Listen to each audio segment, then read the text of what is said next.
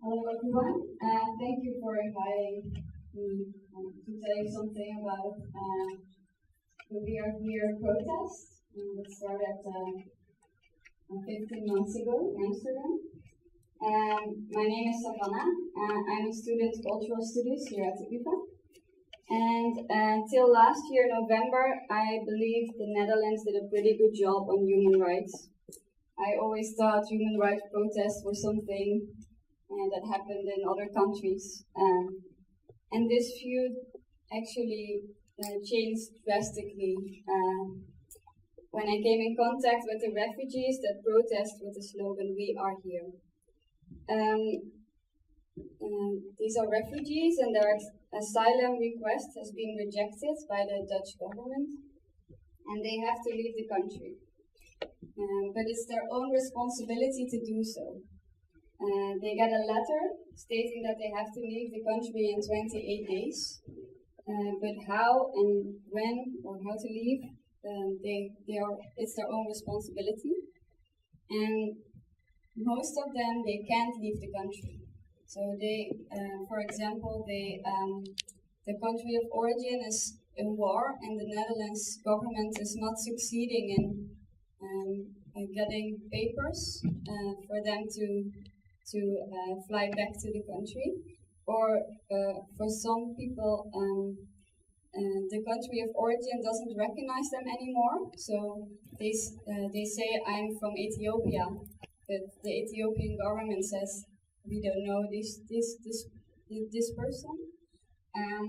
So they are undeportable. They cannot be deported, but they are not allowed to be in this country, so they don't get a status.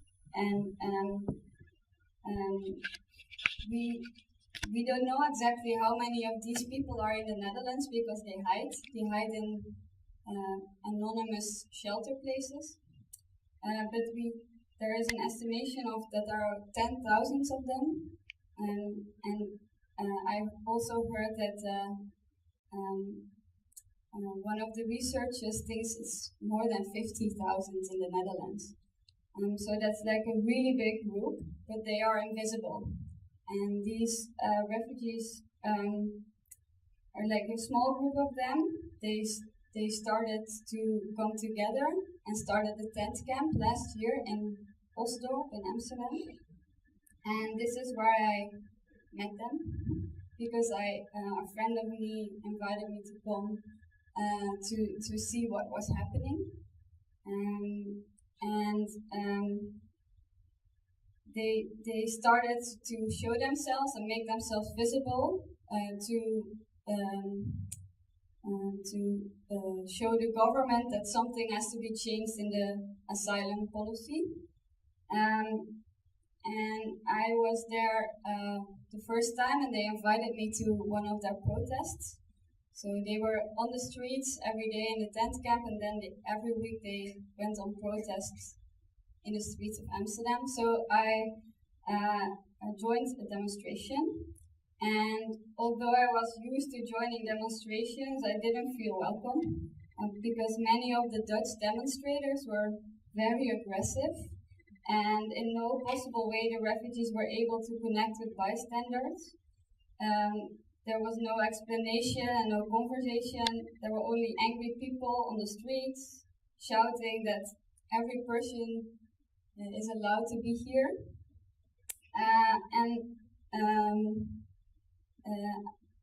I didn't actually know what to do because I couldn't bring soup for 100 people. I couldn't do anything. So I heard about that the eviction was planned and that the mayor wanted to stop the protest. And I got really angry because I thought it was the only way for them to show they were. It was the only way to show their problem because they had no roof above their head.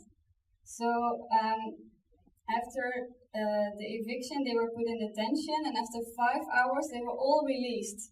And now they were on the street, and it was freezing, and it was raining, and they were in Amsterdam Zuidoost in a small bus stop. And then a group of squatters, they picked them up with buses and stopped them in one of the squatter places in Amsterdam. And during that weekend, I started to, I went there on my bike because I wanted to know what was going to happen. And in that weekend, we came up with the idea of the Vluchtkerk, which is a church. It was an abandoned church. It was empty. And a group of squatters opened it up for the refugees. And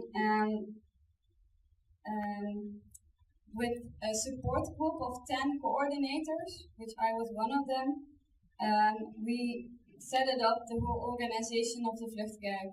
So not only giving them shelter, but also started up a team for funding, for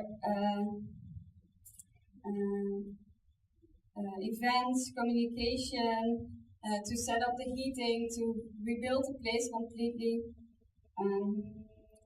And we all never worked with refugees before, and we were all very young people, just like me, never done something with refugees, and wanting to do something because it was a very difficult situation for the refugees they were in.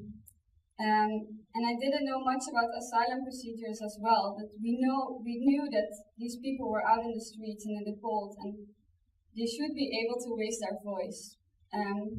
So I was coordinator of the events, and I gave tours and information. I organized a really big Christmas event with 800 people in the church, and my focus was to make sure that the refugees still could raise their voice and would not be silenced in any way. And we try to make their problem visible and every time find a new audience to communicate with. After the Vluchtkerk, the group went to a new spotting place and another spotting place, and I took some time to reflect on how things should be different, and I set it up a foundation that's called Here to Support, and this foundation, or aim, is to set up an action center and an office where supporters and refugees are working together and share information, apply for funds, and to take decisions. And we set up projects to enhance the visibility, for example, with art projects. I think they're very useful for this group, because in art you can create like a new world, and you can set up a way to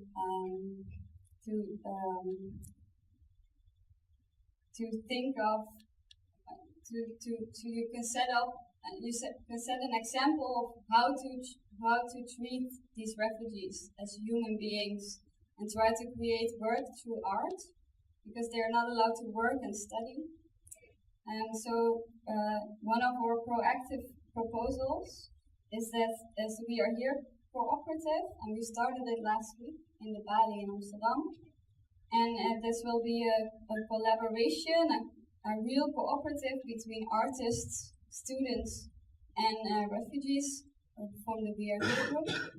And the main goal is to set up a living model in a big building in Amsterdam, where students, artists, and refugees can live together.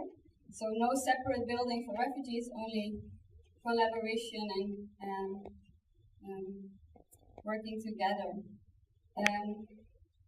So this is one of the examples that we already tried to set up. And I want to end my presentation with an update on the current alarming situation. About 100 people of the group have been provided with shelter 2 weeks ago, and they are in the Havenstraat, which is in an old prison.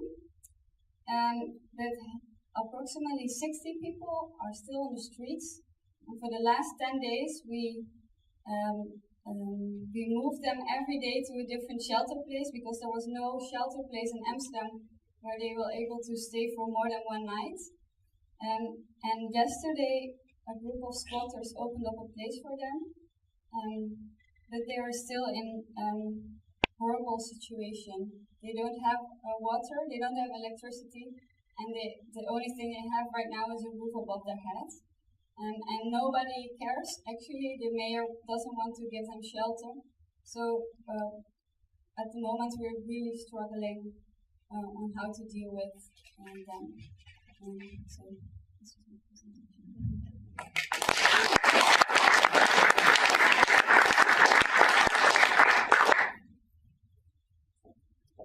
Well, thank you very much, Savannah Poland.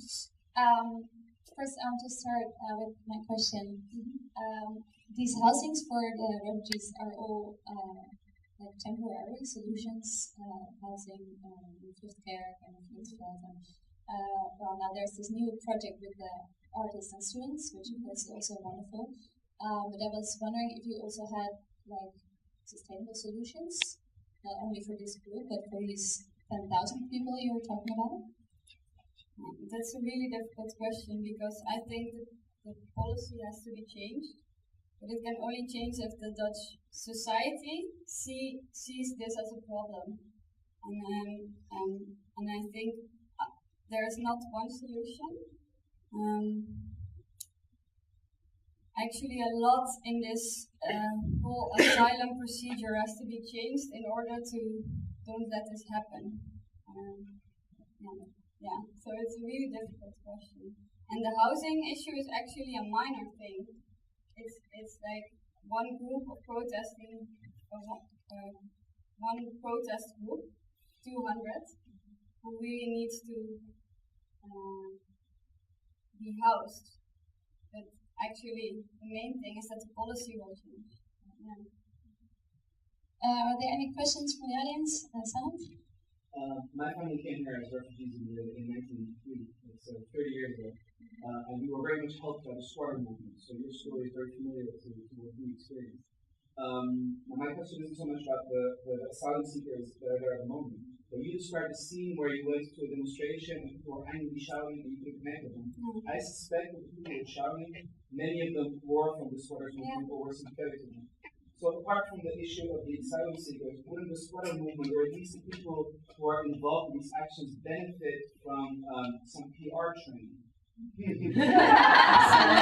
Absolutely. I think what you see is that the 10 people who were the coordinators of the Vluchtkerk had a completely different approach to activism, and I also think activism is about activating others instead of act yourself. That's what the 10 people of the coordinating group actually did. We had 600 volunteers. Our main goal was to activate others, and that was our kind of activism. And I think if you go on the street and shout really loud and you act yourself instead of activate others. So I think that's the difference between how I see between the real activists and us as supporters of the refugees in the Vluchtkerk. Are there more questions? Well, I have some more. Sorry. Yeah. Is there a strategy up so far to change or to bring about a change in the policy? You have, as you mentioned, one side which is focused on the now, how the refugees are feeling at the moment and being able to survive every next day.